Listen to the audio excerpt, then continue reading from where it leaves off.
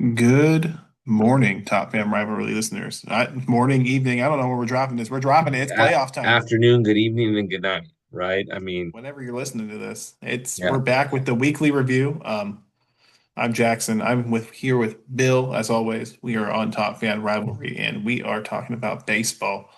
The last week of the season wrapped up. We are through the wild card round of the playoffs, i.e., the most useless round of the playoffs. But hey, look, This guy. go back to one wild card. That's all I'm gonna say. This guy. Okay. All right. Fair enough. Fair enough. Fair enough. Well, look, okay, I'll explain myself. This three-game series, look, the Cubs pitched Matthew Boyd in game one of the wild card series, right? Yep. And it set up that he can pitch game one of the NLDS. Why? What's the disadvantage of playing the wild card series? You maybe could have gotten knocked out, but if you don't, there's no disadvantage. Well, all I know is that the Dodgers are pitching Hoyt Shohei first. So doesn't matter. We're good. I know, but if they wanted to, they could have started Yamamoto Yamamoto. Yummy. if they Yummy. wanted to. No big deal. So Jackson, what is your numero uno? That's number one in Spanish. Number one, let's talk about a pitching performance in a winner-take-all game. Cam Schlittler, I think is that's how you say it, right? Yeah. It's a fun last name. That's a lot of consonants in a row. He threw eight scoreless innings for the Yankees, striking out 12. He's a rookie. Big game. The Yankees have exercised their Red Sox demons. They beat him for the first time since 2003 in the playoffs. Dominant performance. He looked really good. He was pumping fastballs, upper 90s. Breaking stuff looked really good. Lots of cutters. And the Red Sox just had no answer. And the Yankees kind of needed that after their deflating game one defeat to come back, bounce back, and win two in a row to advance to the next round. Big. 100%. Huge, huge, huge, huge. Early looked good as well. It was one bad inning, and a couple of balls that, kind of were little found the hole and things like that. But absolutely, Cam looked impressive. I almost, I'm kind of a sentimentalist when it comes to baseball. I almost wanted Aaron Boone to throw him out there for the ninth just to let him pitch to one batter, just one batter, see how he does. If the batter gets on, then walk out there, go get him, and let him get the standing ovation that he deserves. I think 8 innings is perfectly acceptable to pull somebody on pitch count. They got you 24 outs. Well, but remember, in the 80s and 90s, the pitch count didn't matter. Who cares? Right? And so this is a made up thing. No, I'm teasing. But I would have brought him out for one more. With that, the only problem is you risk giving the Red Sox any sort of momentum if he hits a batter, walks a guy, gives up a. You're up 4-0. You're up 4-0, and you're the home team. So very little risk. When you're up 4 runs, anyways, you're pitching to contact, anyways, right? So let him go out there if he gets a base hit or whatever. That's fine, right? But let him get that extra attaboy that he deserves. Because I'll tell you I what, this kid will never forget that night. No, this is going to be his career highlight, honestly. And this, no matter what kind of career he has, unless he throws like a perfect game in the postseason, then this is going to be Yeah, like his defining moment. yeah, Uh, yeah. One of the best playoff games pitched. I don't want to talk about the best one I've ever seen pitched. Tim Lincecum 2010 against the Braves, game one. Um, just Against just who? go against the Braves. Oh, okay, yeah, yeah. Yeah, go watch that one. Big time Timmy Jim threw a two-hitter, 14 strikeouts. The Braves weren't even close. One Weren't even zero, close. Weren't even close. 1-0 game. Yep, yep, yep. So, Crazy. um, I like that. That's a very good start to the show. You'll appreciate my start to the show because I'm not being a homer. As you remember in the predictions podcast, I picked the Braves. I'm sorry, I picked the Reds to win that division. I wanted the Reds so badly in the postseason. I just did not want them to match up with the Dodgers. Unfortunately, they matched up with the Dodgers, It didn't go well. Now, no disrespect, I think the Reds have a lot to be proud of. They came back, they made it to the postseason. They matched up against arguably, well, the World Series champion, defending champions in Hollywood. There's a lot of pressure, a lot of young kids, things like that. So I'm going to tip my hat to the Reds and the Reds fans. I thought that they did a phenomenal job this season. They just ran into a very good team. Yeah, I think the Reds' biggest problem was they were riding that pitching all year. And when you're dependent on one thing and it doesn't go your way the postseason, you're kind of, up the creek without a paddle, they say. Right, right. So starting pitching didn't go to plan, and it just kind of felt like they were playing from behind from the well, they were playing from behind from the get-go. Shohei, they don't lead off home run, and it's just tough to do that when you're a young team that this is their first time in the playoffs since 2020, Hmm. and you could probably count on one hand how many players were on that team that are currently on Yeah, that roster.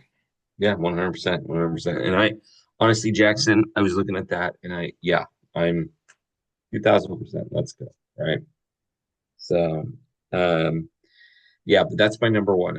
I tip my hat to the Reds. I even made, I'll read you my ex post that I made literally that night because at Top Fan, a lot of this stuff comes down to like, you know, what, whatever, like what I saw or people that I know or whatever.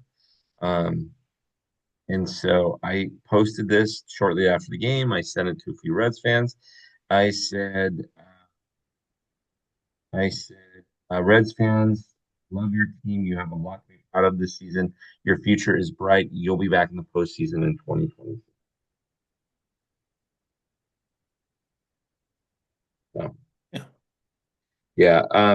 All right. Give me your number two. Let's talk about these playoff matchups.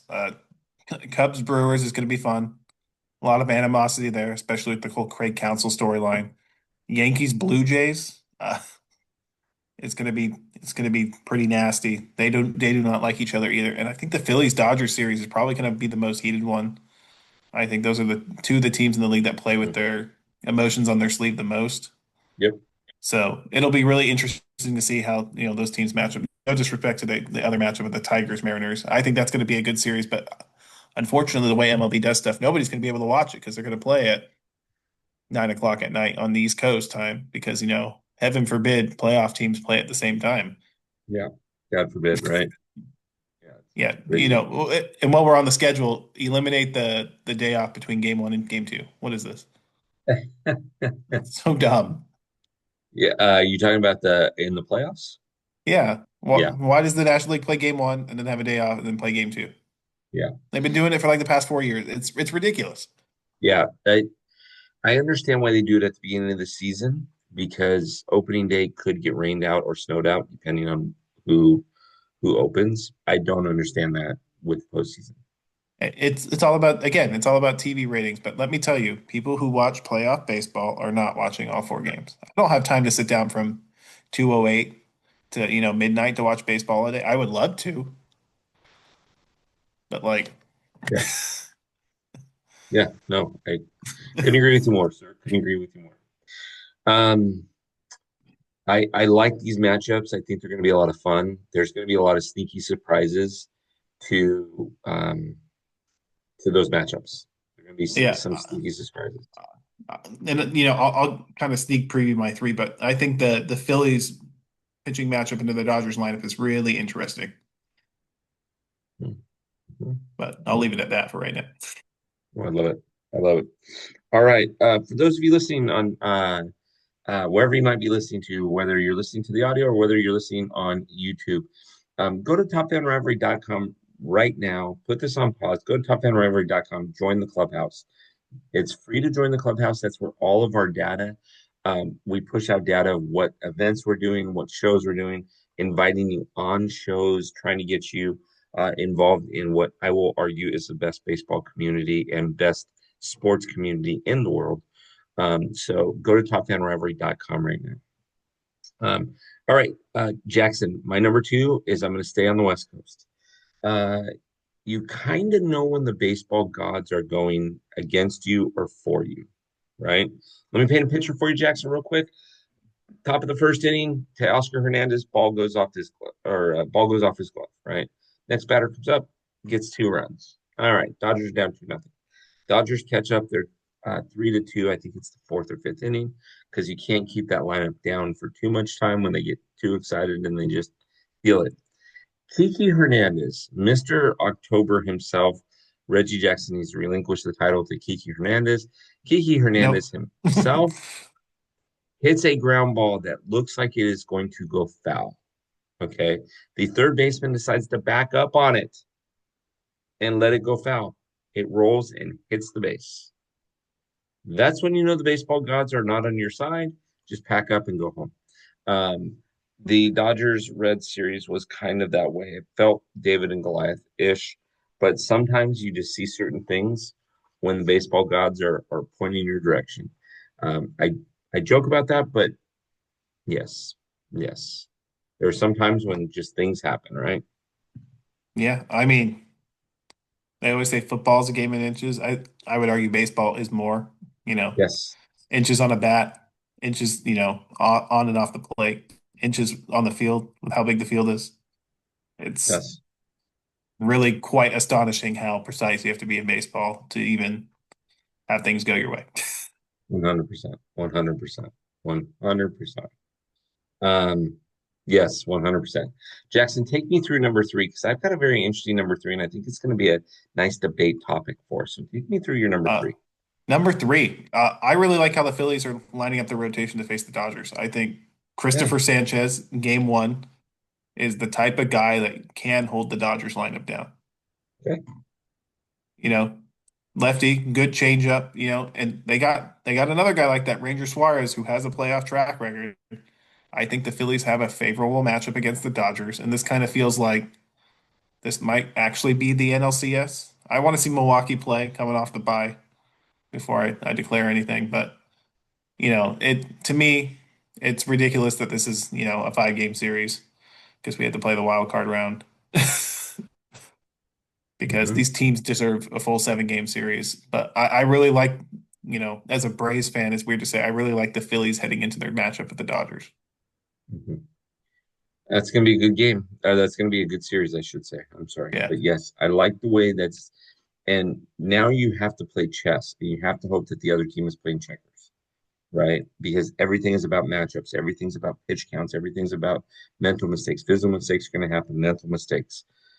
It's about understanding, uh, your count if you're on offense, right?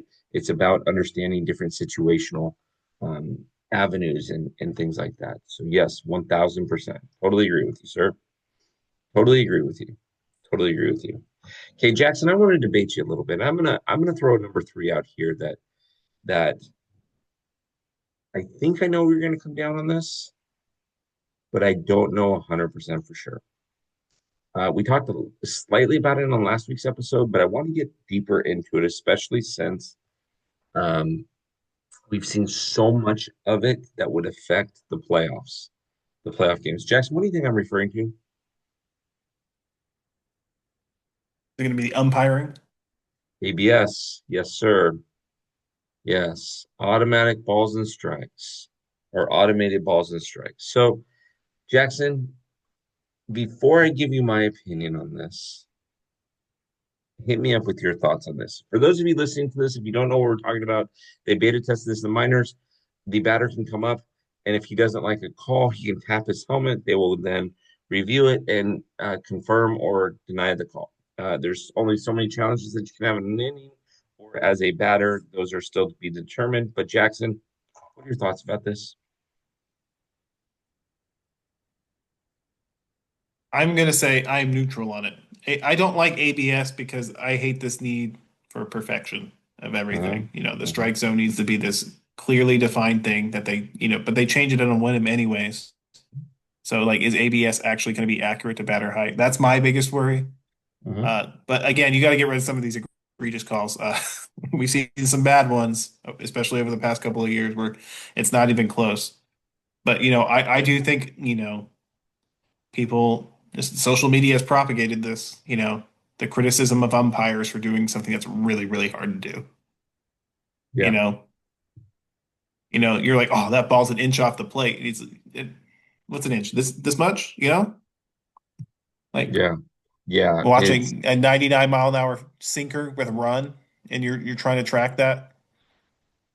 But on yeah. the other hand, there's also, pitches that never start as a strike that get called a strike where you're like, ooh, how'd you miss that one? Yeah. Yeah. No, it is insane. It is insane. Here's how I feel about Jackson. I want to go back to I want to go back to the old days.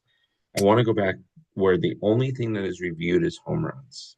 I don't like even stolen bases. Like I want to go back to the human factor of baseball. You're taking the human factor off baseball when a batter can just tap his hat and say, "Oh, that was a bad call." You and I and a lot of people that listen to this should know umpiring is an incredibly hard thing to do, incredibly difficult, especially, I mean, Mason Miller the other day had he threw a 104 mile an hour fastball. Okay. That was preceded by 102 and 101 mile an hour fastball, followed up by a 96 mile an hour changeup. Guys and gals, if you are 60 feet 6 inches away from something and somebody throws you a 104 mile an hour fastball, you have less than a half of 1 second to respond. And people expect you to be perfect. Some of the umpires are very bad. Okay.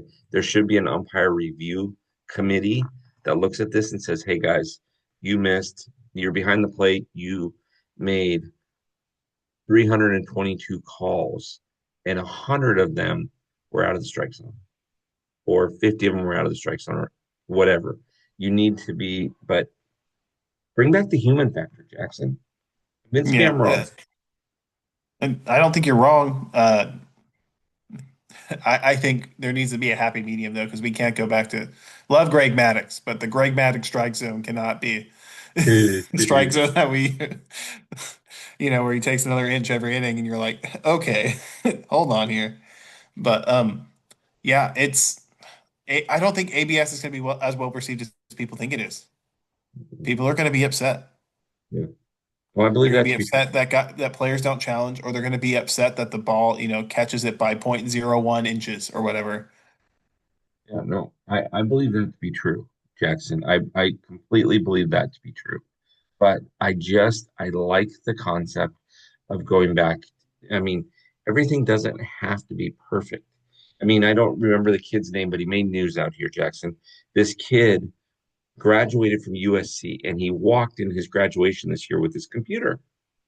And the second that he got his diploma, he held up his computer and had somebody take a picture with him and his computer and later posted on social media that night when they asked him, why are you taking a picture of my computer? He says, because I didn't want to write one of my papers the entire 4 years. Chat GPT did it all for me.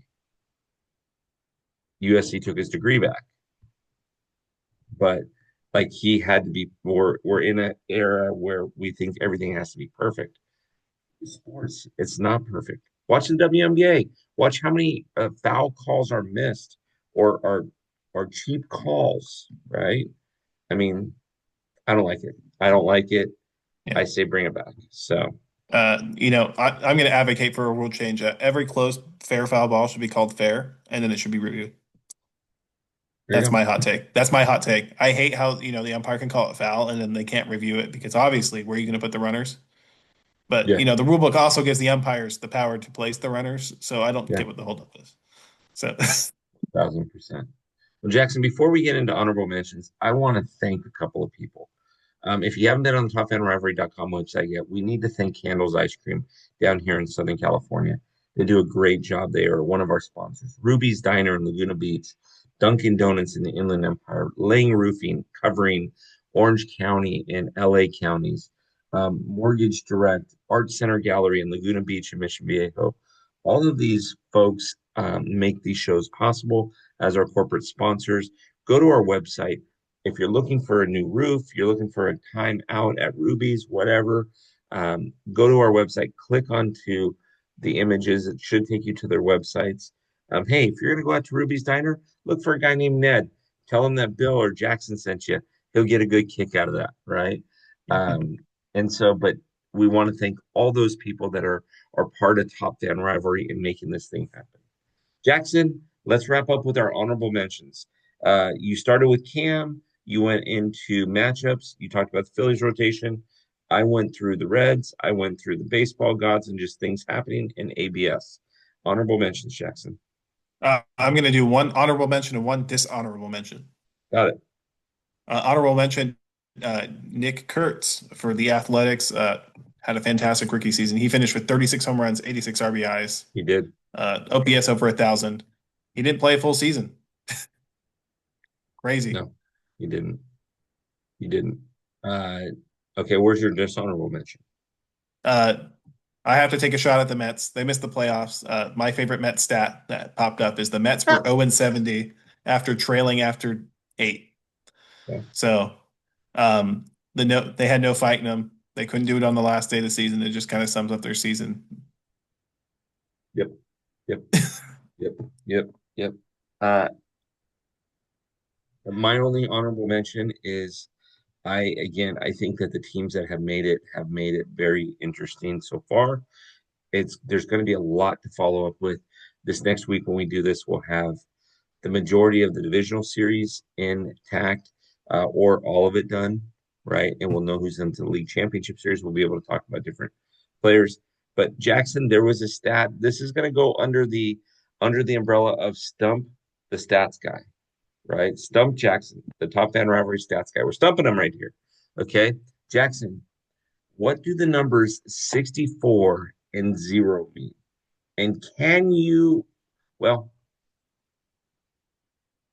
let me backtrack. 66 and 0. And I'm going to ask a follow-up question once if you just make a hazard a guess, I will ask a follow-up question. 66 and 0. It's got to be somebody's record when out homering the other team or something like that. Close, close. Can you name the one team who has 66 postseason wins since 2013? And can you name the two teams that have zero postseason wins since 2013? 2013, zero postseason wins. Well, one's the Angels, Okay. because I know you got to take a shot at the Angels every show. No, no, I'm not taking a shot at the Angels, but that's true. The other team was zero wins since 2013. I guess it would be Miami. Or the no, is it Cincinnati?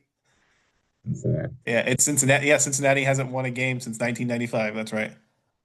Yep. Um, 66. This is since 2013, 66 postseason wins. Mhm. Hmm.